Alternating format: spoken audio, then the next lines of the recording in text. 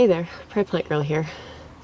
Well, I've had a lot of people ask me about these milk jugs and want to know what's in them, why they're here. So I thought today was the day to address that.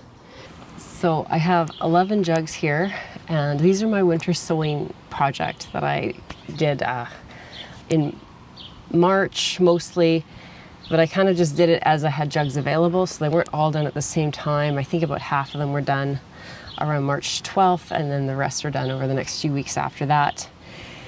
And it's just a lot of old seed that I had that was prairie native plants.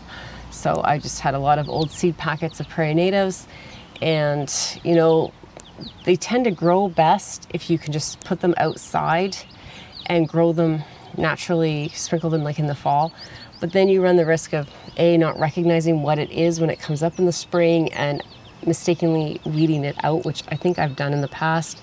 Or you can have birds pick up the seed before the snow falls, or mice and voles find it. So sometimes that's not always, you know, the most workable option. So another thing that kind of mimics that would be winter sowing, where you just put the seeds in the jugs.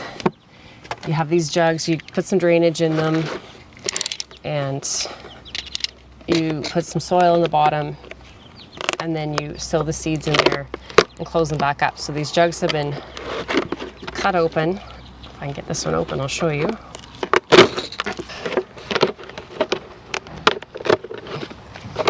So the jugs were cut open. I put the drainage holes in them. You leave the caps off so moisture can get in the top and then drain out the bottom. You put soil in, you sow your seeds just like you normally would sow seeds. And then, with any luck, you have something grow inside. So this is prairie coneflower. So this is a yellow flowering native perennial plant. And I don't know, I didn't write down how many I planted in each jug. Some had quite a few seeds, and some I just had a couple of seeds left over in the packs. And it looks like I have 2 come up, and there might be a third little baby just starting to come. So these sit outside in the winter through a cold period. So if the plant needs some vernalization, you know, some cold stratification, anything like that, it's going to get that sitting outside, which a lot of native plant seeds do require that in my area. And then they just naturally come up when they're ready, when the weather warms up. And this jug method just gives them a little bit of extra protection. It's like a little mini greenhouse. You do have to make sure, if you don't get a lot of moisture, that they're getting watered. And that, I think, is my downfall, is we get snow, but snow doesn't always add up to much. And you have a very small opening for it to land inside. And most years we don't actually have a lot of rain either. And this year, I think, when these were probably supposed to be coming to life, we were getting more heat than rain. We had almost more summer weather in like April than we did in May and June. So, but I do have a few prairie drop seed, or coneflower in this one. I have a label on the inside, as well as most of them were labeled on the outside. Sometimes that wears off, and I think a few I just simply forgot to label when I was running out to do them. Sometimes it was just a quick thing. So we have that, we can plant that out. Let's see. This one also doesn't have a label on it.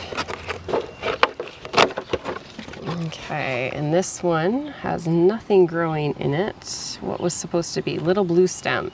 So this is a grass, and I've grown that from seed before. I have some growing out in my front yard that I grew from seed, but there's absolutely nothing growing in here. It's very soggy and wet, but we've been having tons of rain. In fact, we had an inch of rain last night, and it came in just like a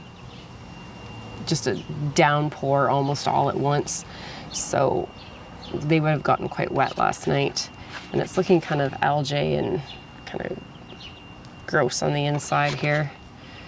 So maybe just leave it open. I'll leave this. I mean, these seeds might still come to life, but they don't need the heat. Oh, there was a slug apparently on the bottom of that one, and that could be playing a role. If slugs are getting in these jugs, that could be keeping plants from developing if they're eating off the little seedlings before I know they're there.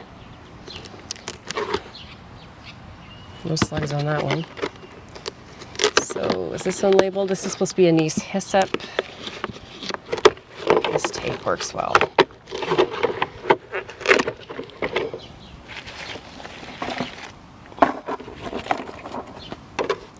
And nothing in there.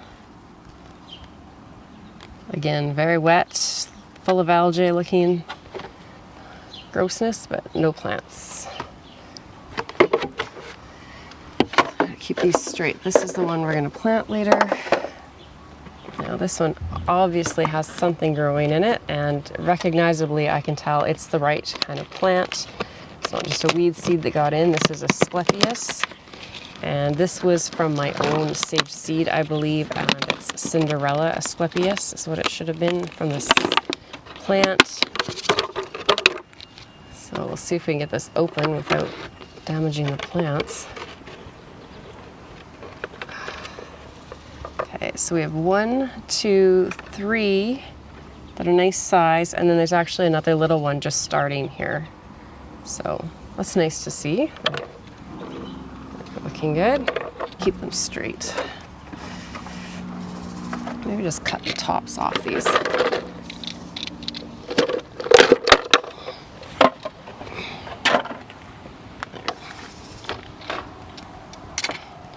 This is supposed to be mountain mint.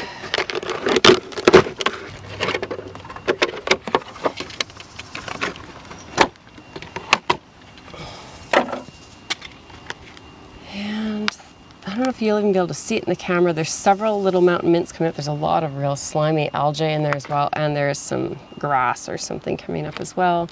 These are pretty tiny yet. I might just leave this open and let these grow a bit larger. They're just like at a couple of true leaves. There's some moss in here. These are definitely wet enough in here. We've had so much rain in June, which is good, we need it.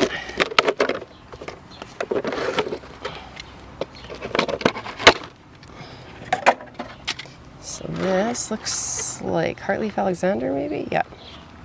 And there's one plant in here. And I actually have 1 or 2 growing in my greenhouse that I started from seeding little seed trays just and left them in the greenhouse. Same kind of idea, just larger scale, I guess. So we'll have more of this to plant as well, as long as I remember to grab it. And then no label on the outside. I thought I was labeling these all with a new garden marker that's supposed to be stand up to the elements. And some have that on them. And some aren't labeled, so I don't know if they weren't labeled, if I just forgot when I was running out to do this, or it just didn't get labeled. Oops.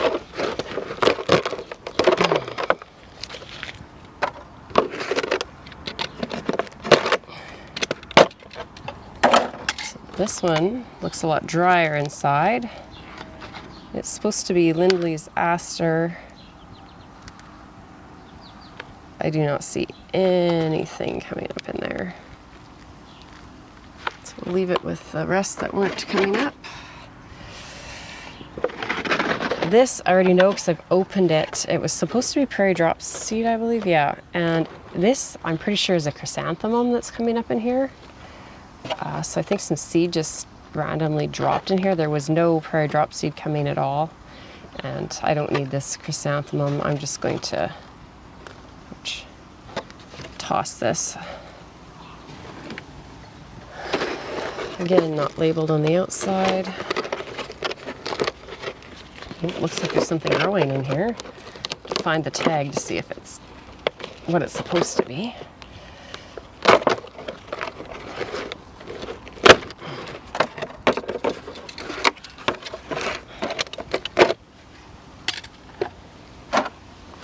See, tufted fleabane, and there's I think 3 plants in there. I'm not entirely sure to the right plants, but I'm gonna guess that they are.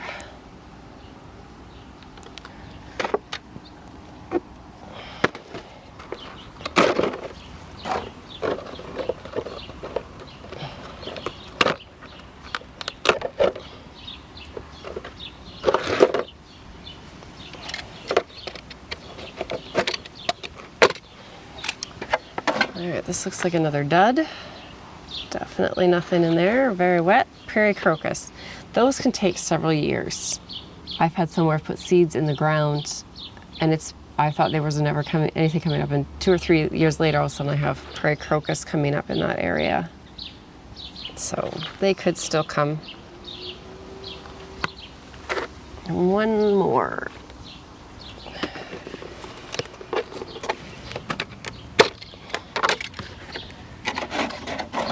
Okay. Absolutely nothing. And the label's way in the bottom. Hairy golden aster. I can see the seeds. There is 0 plants. There's definitely seeds in there. And I feel like there was a lot of seeds for this one that I sprinkled all over. I just see a few on top.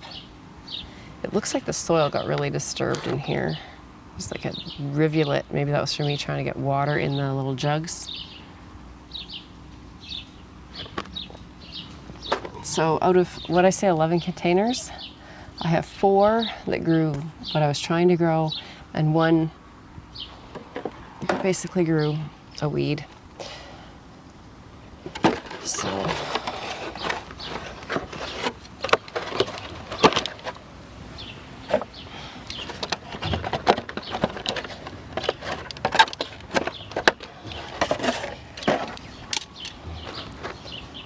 spider mite in there.